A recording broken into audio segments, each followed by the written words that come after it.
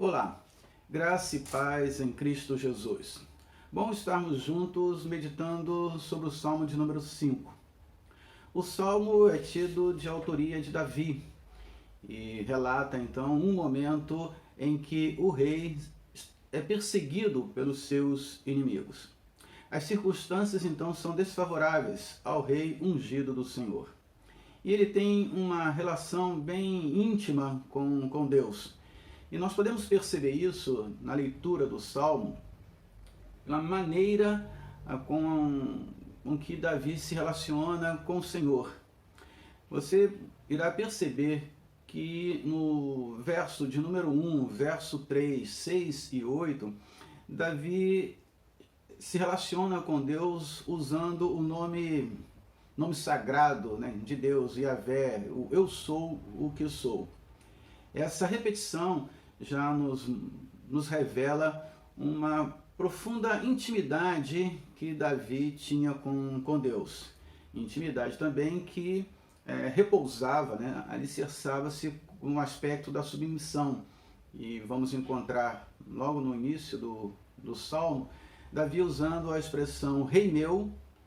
Isso revela aí submissão, a soberania de Deus. Davi sim era o rei ungido do Senhor, mas ele fora ungido pelo rei dos reis. E completa a expressão Deus meu, rei meu e Deus meu. Deus meu tem a ver com confiança, né, com proximidade. Então, são os sentimentos, digamos, iniciais deste salmo. Depois nós vamos, então, encontrar Davi deixando claro as circunstâncias que ele vive. Os inimigos, seus inimigos, eles querem desacreditá-lo e derrubá-lo do poder, né, do trono. Vamos encontrar isso no verso de número 8. Só que se revoltar contra o ungido é revolta contra o próprio eu sou. Nós encontramos isso no verso de número 10. Davi deixa claro que a revolta dos seus inimigos ultrapassa a revolta e as artimanhas, a rebeldia contra ele enquanto rei. Essa revolta é contra o próprio Senhor, o grande eu sou. E Davi tem então uma resposta. O Salmo é uma oração e pode nos ensinar em nosso relacionamento com Deus, em nossa vida de oração. Primeiro ele expressa os seus sentimentos. Logo no verso de número 1, vamos encontrar Davi clamando ao Senhor. E ele diz: ouve minhas palavras e atende os meus gemidos. Mais uma vez, reforça a questão da intimidade com Deus. Senhor, ouve então as minhas palavras, ou seja, uma convicção, uma confiança de que Deus está atento a cada palavra que o rei ungido está apresentando diante do grande eu sou. E expressa também os seus sentimentos, atende aos meus gemidos. A situação era difícil, a situação trazia medos, angústia, dores ao coração e à alma do rei. E ele então expressa isso diante de Deus e enquanto oração e também enquanto um cântico, ele deixa claro para as pessoas ao seu redor. Ele não se envergonha de apresentar os seus sentimentos. Isso pode nos ensinar, no sentido de que não precisamos nos envergonhar, não precisamos esconder os nossos sentimentos, principalmente quando são sentimentos em que expressam a nossa dor, né, como se não fosse possível ou não fosse desejável ou recomendável, né, apresentar os nossos sentimentos. Então, penso que essa é uma primeira lição que podemos aprender na leitura deste salmo. A segunda lição que tiro deste salmo é que devemos analisar as circunstâncias sempre sobre a ótica do caráter de Deus. Encontramos isso quando Davi faz uma relação, ele apresenta pelo menos 4 características de Deus. E precisamos entender que a percepção, né, de Deus, ela vai crescendo na história bíblica.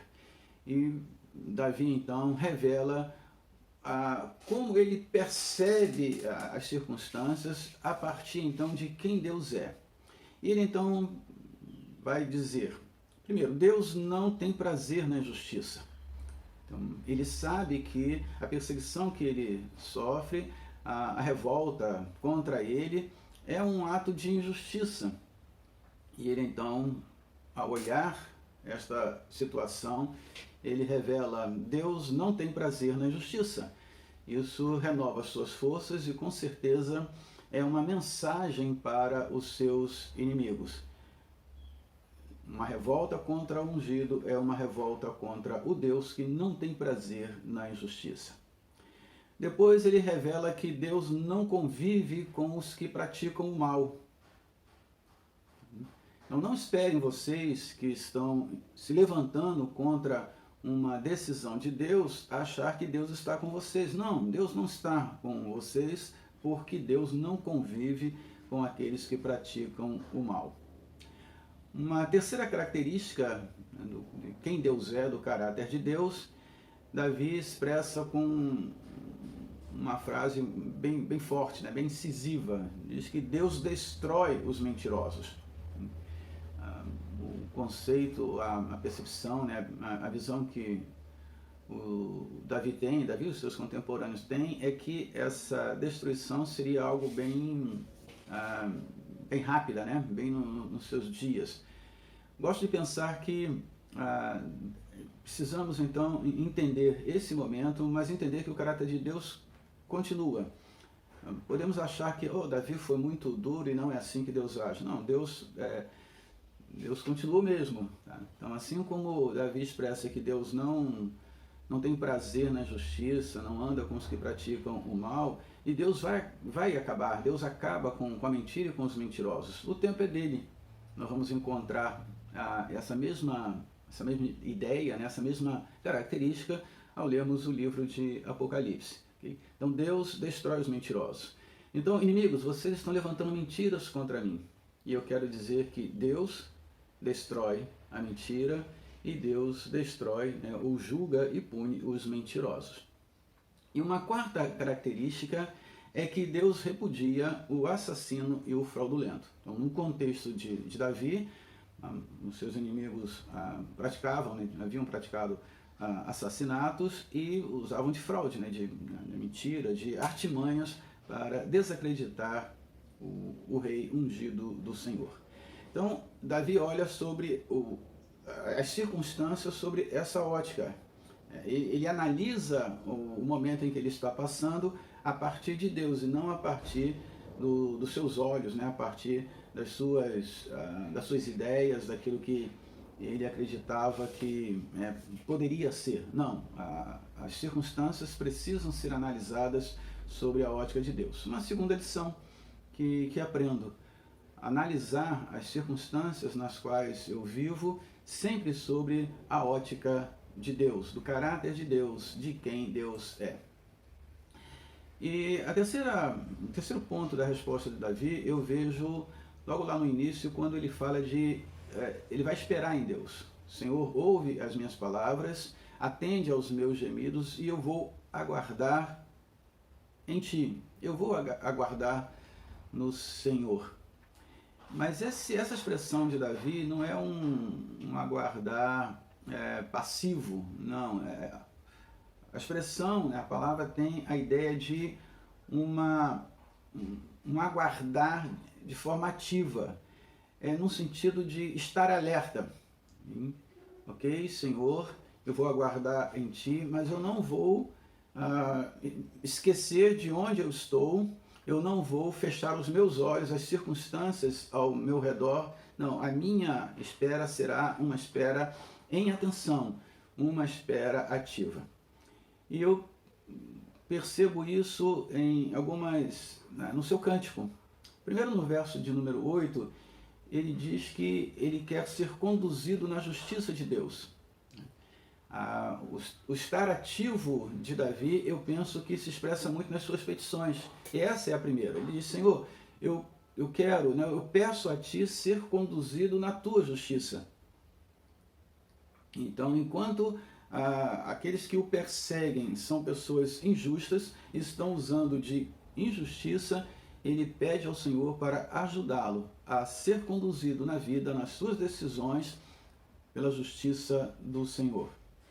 A segunda petição que ele faz é a expulsão dos seus inimigos. Encontramos isso lá no verso de número 10. Diz: Senhor, a partir de quem o Senhor é, a partir de quem são os meus inimigos, né? Pessoas injustas, mentirosas, assassinas, fraudulentas, eu peço que o Senhor os expulse da minha presença, os expulsem dessa circunstância. E gosto de pensar que o olhar de Davi, a experiência de Davi, está sempre repousada, né, em quem Deus é e naquilo que Deus pode realizar. Ele não pede para ele, né, expulsar os inimigos, poderia pedir isso, mas ele coloca nas mãos do Senhor. O Senhor que havia ungido ele como rei. Então, Deus, expulse os meus inimigos, expulse esses inimigos também, inimigos do Senhor. É uma espera ativa, uma espera em oração. A terceira petição que ele faz, nós vamos encontrar nos 2 últimos versos do Salmo. Ele pede proteção aos justos, assim, que haja alegria no coração dos justos, que haja regozijo naqueles que temem o teu nome. Ou seja, Senhor, que haja alegria, que haja paz, que haja harmonia, que haja felicidade naqueles que te temem, naqueles que honram o teu nome. Então, essa alegria, essa paz, essa vitória, Davi pede não por méritos tão somente do homem, mas é por causa do nome do Senhor. No sentido de que, na medida em que os justos são abençoados, o nome do Senhor é exaltado. Então, essas 3 petições eu entendo como a resposta de Davi de forma ativa, de forma não passiva, de forma a estar alerta àquilo que está acontecendo em sua vida.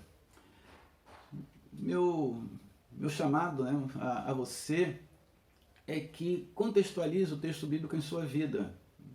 Se você passa por situação semelhante à de Davi, ou por adversidade, que possa trazer essas respostas, ou essa resposta de Davi, essas características, aguardarmos no Senhor, que você possa analisar as circunstâncias que você está vivendo sobre a ótica de Deus, sobre a ótica do caráter de Deus, sobre a ótica de quem Deus é.